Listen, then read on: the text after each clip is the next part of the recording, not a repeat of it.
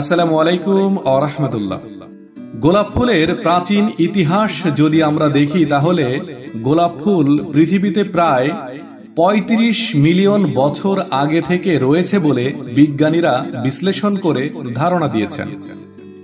অনেক জাতের গোলাপ ফুল খাওয়ার উপযোগী। বিশেষত বাঙালি সংস্কৃতিতে গোলাপ জল ও রোজ সিরাপ এটি অনেক জনপ্রিয়। মধ্যপ্রাচ্যে এবং এশিয়ার অনেক দেশের রান্নায় গোলাপ জল ব্যবহৃত হয়।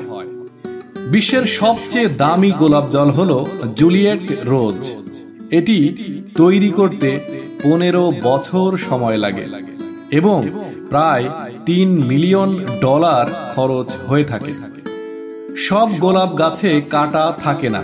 কিছু জাত যেমন থার্নলেস রোজ বা স্মুথ টাচ রোজেস কাঁটা ছাড়াই হয়ে থাকে এবং প্রতিটি রঙের গোলাপের একটি নির্দিষ্ট অর্থ রয়েছে।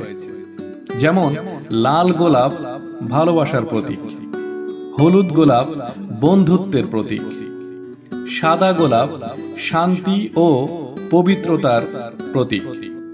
কমলা কালারের গোলাপগুলোকে আবেগ ও আগ্রহের প্রতীক হিসেবে ব্যবহার করা হয় এবং কালো গোলাপ বিদায় বা গভীর রহস্যের প্রতীক হিসেবে ব্যবহার করা হয়ে থাকে।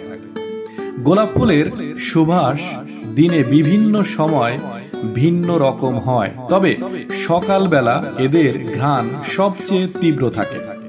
বিশ্বের সবচেয়ে বড় গোলাপ ফুলের ব্যাস 33 ইঞ্চি পর্যন্ত হয়েছে বলে রেকর্ড আছে।